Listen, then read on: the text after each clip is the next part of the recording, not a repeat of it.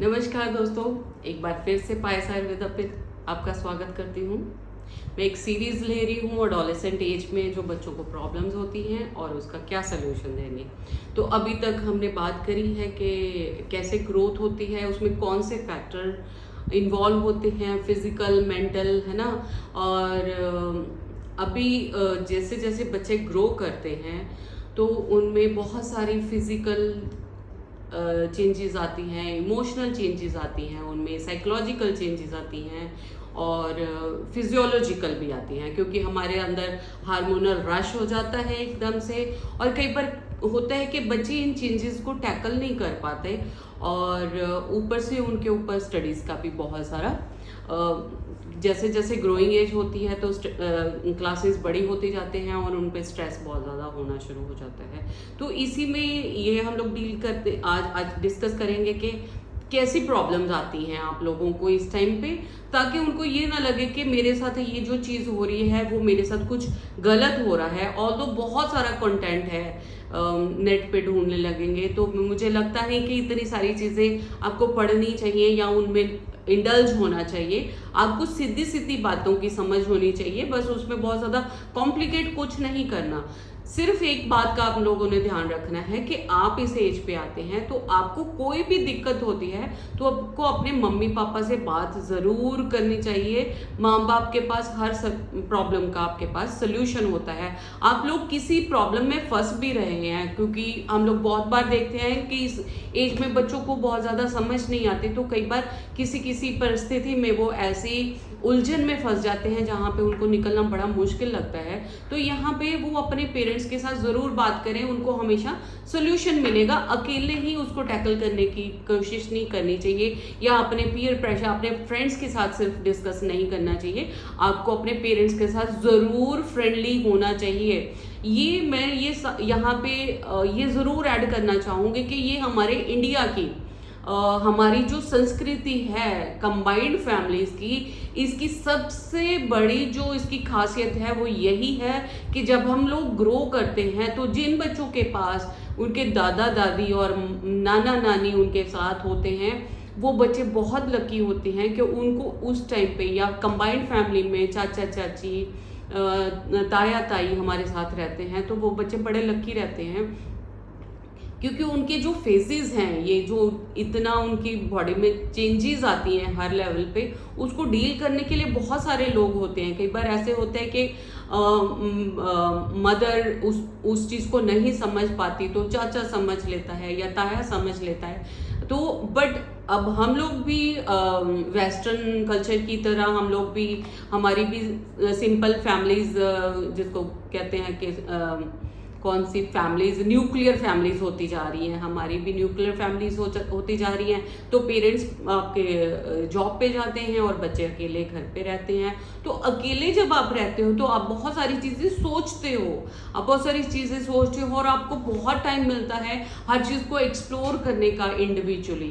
तो वो चीज़ें सबसे ज़्यादा हमारे लिए मैं नहीं मानती वो हमारे लिए अच्छी हैं। तो ज़्यादा से ज़्यादा आप टाइम अकेले मत रहो। आप कभी कहीं पे भी आप अपने फ्रेंड्स के साथ बिजी रहो। आपको खुद को सबसे ज्यादा तो बिजी रखना होता है कि आप अपने आप को बिजी रखो, बातें करो, आपके मन में क्या आ रहा है वो जरूर शेयर करो। आपके मन में क्या आता है वो पेरेंट्स के साथ भी शेयर करो। और यहाँ पे मैं पेरेंट्स को भी कहूंगी कि उनको थोड़ा सा इस टाइम पे बच्चे के साथ थोड़ा सा फ्लेक्सिबल होना चाहिए, क्योंकि बच्चे इस टाइम पे एक तरीके का ये माइलस्टोन है हमारी बॉडी के लिए, क्योंकि हार्मोनल फ्लश है, ब्लड सर्कुलेशन इंक्रीज होती है, तो सारी चीजें होती है। तो बच्चों को बहुत सारी प्रॉब्लम्स से डील करना पड़ता है एक टाइम पे। दे गेट इरिटेटेड, बहुत जल्दी इरिटेट हो जाते हैं। वो हर चीज़ अपने हिसाब से करने की कोशिश करते हैं और उन लाउड म्यूजिक सुनना उनको इस टाइम पे पसंद होता है। हर चीज़ अपने हिसाब से करनी चाहते हैं। वो ये सोचते हैं कि इस टाइम पे लगने लगता है कि मैं बहुत समझदार हो गया हूँ, तो वो हर चीज़ अपने हिसाब से मनवाने की कोशिश करते हैं, जहाँ पे हमेशा कॉन्ट्राडिक्शन मतलब हमारा बच्चों के साथ कई बार हमारी बहस भी हो जाती है, आर्गूमेंटेटिव हो जाते हैं। तो बच्चे इस टाइम पे बहुत ज़्यादा आर्गूमेंटेटिव हो जाते हैं। तो पेरेंट्स को और बच्चों को थोड़ा सा इस चीज़ का ध्यान रखना चाहिए।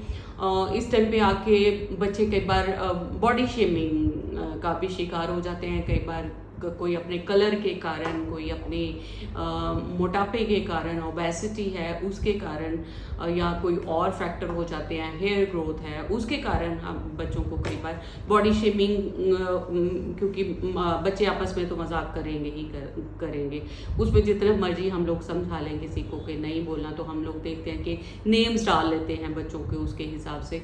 तो वो सारी चीज़ें बच्चों को एक लाइटर वे में लेनी चाहिए कि ये होता है, ये आप अकेले नहीं हो, आपसे पहले भी जितने आए हैं वो सब इसी परिस्थितियों से निकल के गए हैं, जो आएंगे उन सबको भी, क्योंकि हम लोग कोई भी चीज़ हमें और लगती है हम उसको जरूर पॉइंट आउट करते हैं। तो आपको यहाँ पे बहुत ज़्यादा एग्रेसिव नहीं होना और परेशान नहीं होना, यहाँ पे इरिटेट नहीं होना, ठीक है। और दूसरा आ जाता है कि आप लोगों को इस टाइम पे आके भूख बहुत लगनी शुरू हो जाती है कई बार बच्चों को। तो भूख लगने के लिए आप मतलब अच्छी चीज़ें यूज़ करें, उसमें फास्ट फूड बहुत ज़्यादा ना आप लेना शुरू करें, क्योंकि फास्ट फूड में बहुत सारे प्रिजर्वेटिव होते हैं जो आपकी बॉडी के अंदर जो है टॉक्सिन्स पैदा करते हैं, जो आपके ग्रोथ हार्मोन्स को इन्फ्लुएंस करते हैं, तो आपके ग्रोथ में वो बहुत ज़्यादा हिंड्रेंस डालते हैं। और दूसरा चीज जो है कोल्ड ड्रिंक्स, सोडा जो है मेरी बॉडी में कार्बन डाइऑक्साइड लेके आता है, जो आपके बॉडी में जो बोन्स हैं, बोन्स की ग्रोथ को रोकता है। आपको ग्रो करना है, ग्रोथ के साथ साथ आपकी बोन्स भी लंबी होंगी, आपकी सारी बोन्स लंबी होती हैं, आपके मसल्स लंबे होते हैं। तो अगर हम लोग इस टाइम पे कार्बन कंटेंट हमारी बॉडी में लेते हैं कि जो कि हर कोल्ड ड्रिंक में होता है, तो आपकी बॉडी में आपके जो ग्रोथ है वो थोड़ी सी उससे इफेक्ट होती है। थोड़ी नहीं, मैं बोलूँगी कि काफ़ी, जिस हिसाब से बच्चे, मैंने देखा है बहुत सारे बच्चे हैं कि बहुत सारे कोल्ड ड्रिंक्स पीते हैं, या आजकल बच्चों को उससे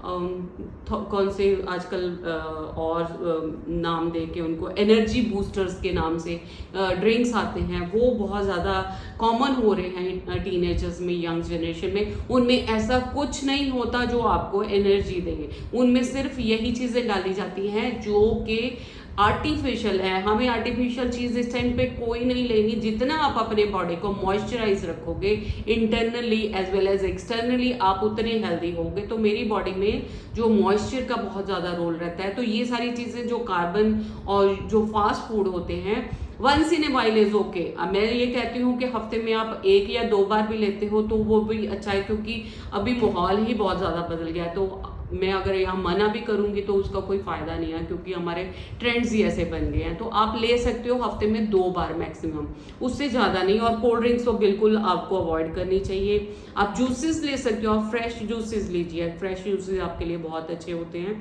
और उसके बाद आ जाता है कि बच्चों को स्ट्रेस के साथ जो है, स्ट्रेस के साथ आपको भूख लगनी बंद हो जाती है। तो उस चीज़ का आप ट्रीटमेंट करवाइए। कोई भी लिवर टॉनिक आप ले सकते हो। आपको कोई दिक्कत आती है तो मैं ये ज़रूर बोलूँगी कि खुद से ट्रीटमेंट नहीं करना चाहिए। आपको किसी ना किसी को आपको कंसल्ट करके ही मेडिसिन लेनी चाहिए। आपको एनोरेक्सिया हो जाए, भूख नहीं लग रही है आपको, तो उसमें कुछ चीज़ें आप थोड़ी थोड़ी खानी शुरू करेंगे तो उससे आपकी भूख खुलनी शुरू हो जाएगी। तो उस चीज़ को आपने ध्यान में रखना है। न्यूट्रिशनल डेफिशिएंसी आप में नहीं होनी चाहिए इस टाइम पे, क्योंकि हमें सबसे ज़्यादा ज़रूरत बॉडी में न्यूट्रिशन की होती है।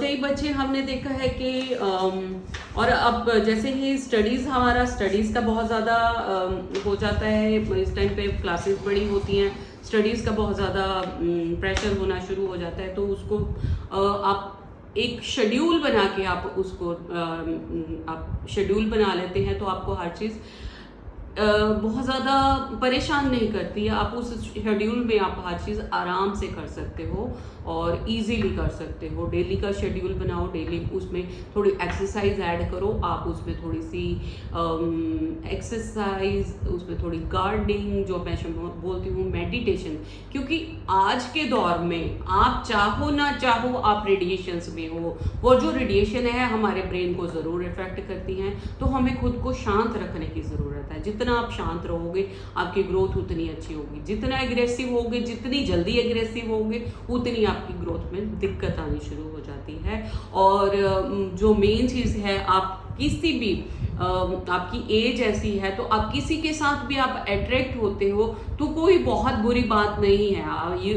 ये नेचुरल है, आपके फेस पे पिंपल होना, और उसी तरीके से ये भी एक नेचुरल एफिनिटी है कि हाँ मुझे कोई अच्छा लगने लगा है या मुझे किसी से एक अटैचमेंट होती है, तो दैट इज ओके ना, एक रिस्ट्रिक्शन तक। क्योंकि अभी मैंने पिछले वीडियोस में भी दिखाया है कि आप अभी उतने प्रौढ़ नहीं हुए, आप उतने ग्रो नहीं किए कि आप हर चीज़ को एक्सपेरिमेंट करेंगे। हाँ, आप एक्सपेरिमेंट करते हैं तो वो आप पे डिपेंड करता है। आप जितने एक्सपेरिमेंट करेंगे, आप देखेंगे मैं इसके बाद उन्हीं आपके जितनी और प्रॉब्लम्स आपको आती हैं इस एज में एक्सपेरिमेंट करने से, तो मैं उनको आगे लूँगी और आपको बताऊंगी कि किन चीज़ों से हमें ये प्रॉब्लम आई है, तो उनको हम लोग आगे डील करेंगे। तो मैं यहाँ पे ये बोलती हूँ कि आपको पॉर्न बहुत ज़्यादा नहीं देखना, आप इन चीज़ों से खुद को डिटैच रखेंगे, जितना देर डिटैच रखेंगे आप उतने हेल्दी रहेंगे। बस आप अपनी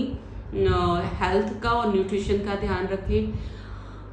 एक चीज़ यहाँ पे मैं ऐड करना चाहूँगी, क्योंकि बहुत बच्चे होते हैं वो बहुत ज़्यादा आजकल ये जो प्रोटीन पाउडर्स मिलना शुरू हो जाते हैं, क्योंकि जिम और बॉडी बिल्डिंग का बहुत ज़्यादा एक क्रेज़ होना शुरू हो जाता है इस एज में आके, तो बच्चे बॉडी बिल्डिंग में बहुत ध्यान देते हैं। तो यहाँ पे मैं बताती हूँ कि हर टीनेजर को जिससे भी बात होती है तो उसको मैंने देखा है, उसको अश्वगंधा, गोखरू, शतावरी, मूसली, ये सारे जितनी भी हमारी हर्ब्स आती हैं which are good, which are rich in hormones, which are जो हमारे लिए अच्छे होते हैं, उनको पता है। भैया ये मैं नहीं कहूँगी कि आप खुद ही मंगवा के खाना शुरू कर दीजिए, ठीक है, क्योंकि आपको नहीं पता कि आपके लिए कितनी मात्रा में कोई चीज़ सही है।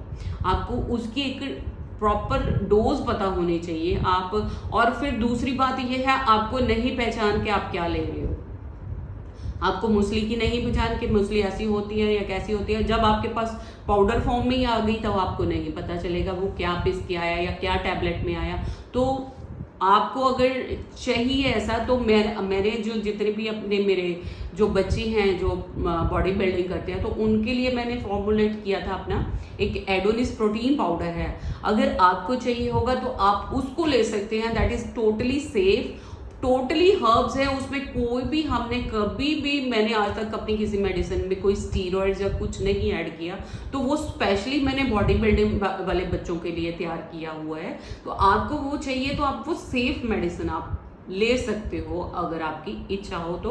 नहीं तो घर पे आप बादाम खाएं, किशमिश खाएं, अखरोट खाएं, इन सब का एक पाउडर मम्मी से बनवा के रख लीजिए, तो वो आप 1 टीस्पून डेली आप सुबह शाम लेते रहिए।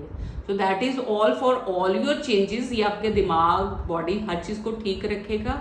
इसके बाद हम अगली आपकी प्रॉब्लम लेंगे जो बहुत ज़्यादा कॉमन है, that is night fall. Thank you.